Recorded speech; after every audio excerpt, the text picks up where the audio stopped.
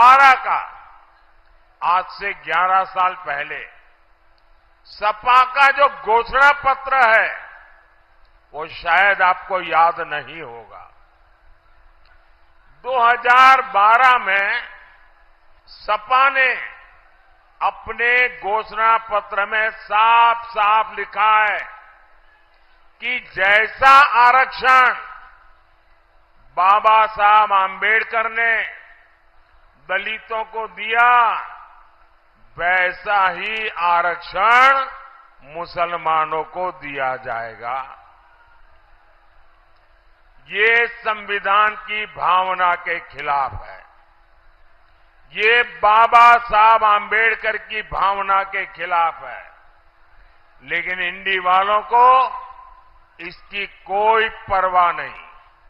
साथियों, एक और तरीका कांग्रेस ने 2014 से पहले खोजा। ये तरीका स्कूल, कॉलेज, यूनिवर्सिटी को अल्पसंख्यक संस्थान घोषित करने का है। इसके लिए कांग्रेस ने रातों रात कानून बदल दिया। एक झटके में ही हजारों शैक्षणिक संस्थानों को अल्पसंख्यक संस्थान घोषित कर दिया और पहले इनमें एससी, एसटी, ओबीसी को आरक्षण मिलता था। वो पूरा खत्म हो गया और मुसलमानों को आरक्षण मिल गया। दलितों, पिछड़ों, आदिवासी बेटे बेटियों के साथ इससे बड़ा धोखा क्या हो सकता है। साथियों, इनका तीसरा तरीका इन्होंने ओबीसी के आरक्षण में डाका डालने का अपनाया है। रातों रात ये मुस्लिम जातियों को ओबीसी घोषित कर रहे हैं। अभी कलकत्ता हाईकोर्ट ने 77 मुस्लिम जातियों का ओबीसी आरक्षण खारिज किया है। मुस्लिम आरक्षण का ये पूरा मामला सुप्रीम कोर्ट में अटका हुआ है। बार बार कोर्ट में। संबित पात्रा कहता है भगवान जगन्नाथ मोदी जी के भक्त हैं। नड्डा साहब कहते हैं मोदी जी देवताओं के देवता हैं। पूरे देश में महंगाई हो रही है, इतनी बेरोजगारी हो रही है, उसकी कोई चिंता नहीं है इन लोगों को। जनता का घर चलाना मुश्किल हो रहा है, उसकी कोई चिंता नहीं है इन लोगों को। ये पता नहीं कौन सी दुनिया में भगवान कह रहे हैं मैं भगवान का अवतार हूं। हम रामचंद्र जी को मानते हैं, हम कृष्ण जी को मानते हैं, हम हनुमान जी को मानते हैं, हम शिव जी को मानते हैं, हम वाहेगुरु को मानते हैं। मोदी जी को भगवान नहीं मान सकते हम लोग। महंगाई से त्रस्त है, पेट्रोल के दाम बढ़ गए, डीजल के दाम बढ़ गए, खाने पीने की चीजों के दाम बढ़ गए, बच्चे बेरोजगार बैठे हैं। जनता सोचती है हमारा प्रधानमंत्री हमारे लिए कुछ करेगा। टीवी खोलो तो टीवी पे मोदी जी भाषण दे रहे होते हैं। क्या कहते हैं? ये इंडिया गठबंधन वालों को वोट मत दे देना, ये तुम्हारा मंगलसूत्र छीन के भाग जाएंगे। भगवान ऐसे बोलता है? ये इंडिया गठबंधन वालों को वोट मत दे देना, ये तुम्हारी टूटी खोल के। उत्तर प्रदेश में भाषण दे रहे थे, टूटी खोल के भाग जाएंगे। क्यों टूटी खोल के? क्या मतलब है इसका यार? क्या हो गया उनको? इनको इंडिया गठबंधन वालों को वोट मत दे देना, तुम्हारे घर में 2 भैंस है तो एक भैंस खोल के भाग जाएंगे। ये क्या हो रहा है? ये प्रधानमंत्री जी को वहां बॉम्बे गए, बोले शरद पवार भटकती आत्मा है, उद्धव ठाकरे अपने पिताजी की नकली संतान है। इस बात पे वोट चाहिए? अरे यार, ऐसे बताते कि पेट्रोल कैसे सस्ता करोगे, डीजल कैसे सस्ता करोगे, तब तो जनता वोट देती। जनता त्रस्त हो रही है और ये कह रहे हैं मैं भगवान हूं, ये भटकती आत्मा है। पता नहीं क्या हो गया इनको। ऐसे बार बार कह रहे थे 400 पार, 400 पार, 400 पार। हमें 400 सीट चाहिए। किसी ने पूछा किस लिए चाहिए, क्या करोगे? 300 से भी काम चल जाता है, सरकार तो चली जाती है। बोले मोदी जी को बहुत बड़े काम करने हैं। तो किसी ने पूछा जी क्या काम करने हैं इतने बड़े? तो पता चला रिजर्वेशन खत्म करना है, संविधान बदलना है, बाबा साहब अंबेडकर का संविधान बदलना है। बहुत खतरनाक षड्यंत्र रचे हुए इन भगवान ने, इनसे बच के रहो। तो दोस्तों, ये गुस्सा जो है 7वें चरण में भारतीय जनता पार्टी के खिलाफ 7वें आसमान पर होगा। जो बाद में कहता था कि एक सीट पर लड़ाई में हैं हम लोग, बाकी सब सीटें जीत रहे हैं, लेकिन आज मैं कह सकता हूं कि इस बार का चुनाव ऐसा चुनाव उत्तर प्रदेश का देखने को मिल रहा है कि बीजेपी के लोग जहां क्यूटो को अपनी सीट मान रहे थे, ये भी सीट वो हारने जा रहे हैं। ये जो G20 के आयोजन हुए थे, बनारस में हुआ, देश में हुआ, आप जानते हो G20 का मतलब? G20 का मतलब है 2 गुजरात के, बाकी बीजेपी के 0। बताओ, यही तो है उनका G20। जो लोग कहते थे 400 पार, जो नारा लगा रहे थे 400 पार, अब उन्हें डर सता रहा है 400 हार का।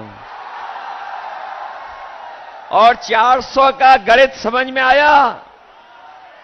उन्होंने कहा 400 पार, और 400 पार का मतलब हुआ 543 में 400 पार कितनी सीटें हुई?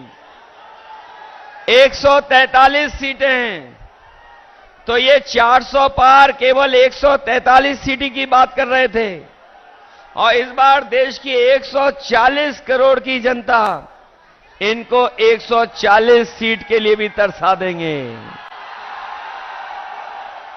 और आपको शहीद का दर्जा नहीं मिलेगा।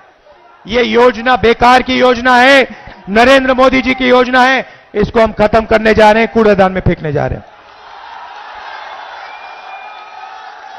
बेरोजगार युवाओं को हमारा पहला काम 30 लाख सरकारी नौकरी देने का होगा। खाली पड़ियां आपके हवाले कर देंगे। भाइयों और बहनों, सच्चाई यह है कि नरेंद्र मोदी जी ने नोटबंदी की, युवाओं से रोजगार छीना, छोटे व्यापारियों को खत्म किया, स्मॉल मीडियम बिजनेस खत्म किया, अरबपतियों को फायदा पहुंचाया।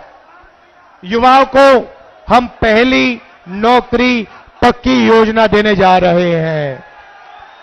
बैंक में खटाखट 8,500 रुपए, साल का 1 लाख रुपए, बेहतरीन ट्रेनिंग, 1 साल की नौकरी, बैंक अकाउंट में 1 लाख रुपए, प्राइवेट सेक्टर, पब्लिक सेक्टर, सरकारी अस्पताल, सरकारी कॉलेज, सरकारी ऑफिसेज में। हिंदुस्तान को बदलने की 2 योजनाएं हैं। पहली नौकरी पक्की, महालक्ष्मी योजना। भाइयों और बहनों, इसके पीछे सोच है। उन्होंने अरबपतियों के बैंक अकाउंट में पैसा डाला, अरबपतियों ने इस पैसे को अमेरिका में, जापान में, दुबई में खर्चा। हम आपके बैंक अकाउंट में पैसा डाल रहे हैं, आप इसको काशी में, वाराणसी में, उत्तर प्रदेश में, बाकी प्रदेशों में खर्च करोगे, शहरों में, गांव में खर्च करोगे।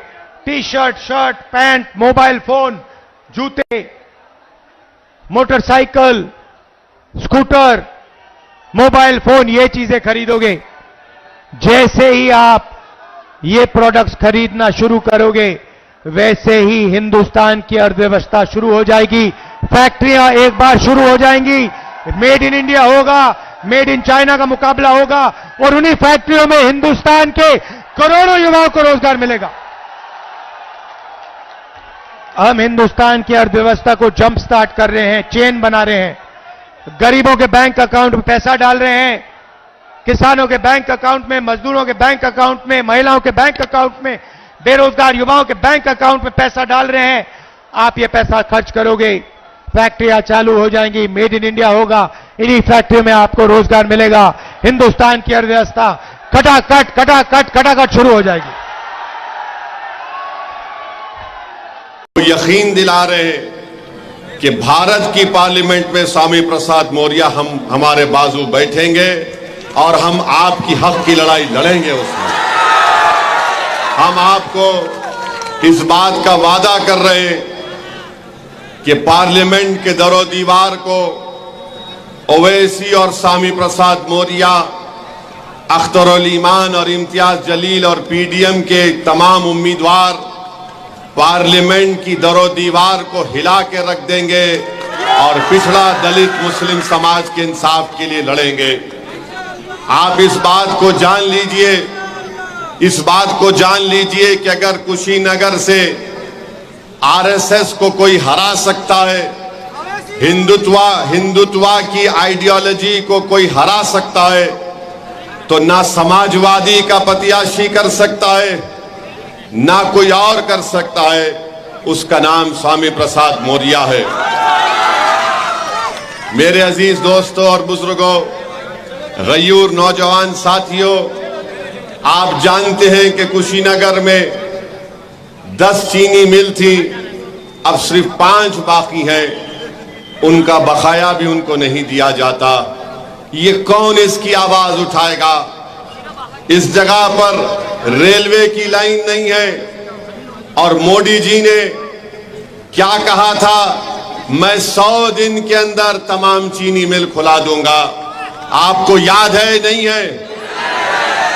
बताइए, नरेंद्र मोदी दुनिया का सबसे बड़ा झूठा है या नहीं है? कितने 100 दिन जाकर कितने दिन हो गए। यही नरेंद्र मोदी की खूबी है कि झूठ इतना बेहतरीन तरीके से फेंकते हैं कि दुनिया के सारे झूठों को एक तरफ बिठा दो और एक तरफ मोदी को बिठा दो तो मोदी वो इलेक्शन जीत जाएंगे। तो मेरी आपसे अपील है, बिल्कुल है, नरेंद्र मोदी पिछले 10 साल से भारत में सिर्फ नफरत को आम कर रहे हैं। नरेंद्र मोदी मोहब्बत के दुश्मन है। नरेंद्र मोदी सिर्फ यही चाहती है कि मुसलमानों का डर दिखाकर दूसरे समुदाय का वोट को हासिल किया जाए। मेरी आपसे अपील है कि भारत हमारा एक वाहिद देश है पूरे विश्व में जहां पर एक खुदा को नहीं, हजारों खुदाओं को, समुदायों को, मजहब को, तहजीब को मानने वाले रहते हैं। ये मोदी यही चाहते हैं कि सिर्फ नफरत को यहां पर आम कर दिया जाए। जब नरेंद्र मोदी से कुशीनगर की जनता और देश की जनता पूछ रही है कि बताओ 10 साल में तुमने कितनी नौकरियां दी, तो मोदी जी कह रहे हैं कि मंदिर को ताला। देश का युवा उनसे पूछ रहा है, बताओ तुमने कितनों को नौकरी दी, तो मोदी जी कह रहे कि मैंने तुमको गांव रक्षक बना दिया, तुम वो काम करते रहो। जब हमारी माँ और बहनें पूछ रही हैं, दलित समाज की माँ और बहनें पूछ रही हैं, पिछले समाज की हमारी माँ और बहनें पूछ रही हैं कि हमको घर कब मिलेगा, तो मोदी जी कह रहे कि देखो मैंने ओवैसी के घर के सामने बुलडोजर को खड़ा कर दिया। ये कब तक आप और हम इसको बर्दाश्त करते रहेंगे? मैं कुशीनगर के, उत्तर प्रदेश के और देश की जनता से अपील कर रहा हूं, खास तौर से नौजवानों को बता रहा हूं कि आज भारत में युवाओं की बेरोजगारी 45% हो चुकी है। 45% हो चुकी है और भारत में 60% आबादी युवाओं की है। अगर आप में 45% बेरोजगारी होगी तो किस बुनियाद पर नरेंद्र मोदी आकर आपसे वोट की बात कर रहे हैं? तो मेरी आपसे गुजारिश है कि आपको भारत को बचाना है और अगर कोई ये समझ रहा है कि स्वामी प्रसाद मौर्य से हटकर वो जो इंडिया अलायंस है हम उनको वोट देंगे, अरे कितने बार आप वोट देंगे उनको? 2014 में आपने अखिलेश को वोट दिया, क्या बीजेपी को हरा पाए? नहीं हरा पाए। 2017 में आपने वोट दिया, नहीं हरा पाए। 2019 में वोट दिया, नहीं हरा पाए। 2022 में आपने वोट दिया, नहीं हरा पाए। अब फिर आकर कह रहे हैं कि भैया के नाम पे जवानी कुर्बान कर दो, दरी बिछाओ। मैं आपसे कह रहा हूं कि अब दरी नहीं बिछाना, जवानी को कुर्बान नहीं करना। अब स्वामी प्रसाद यादव के लिए हमको, स्वामी प्रसाद हमारे मौर्य के लिए हमको मेहनत करना है। तो मेरी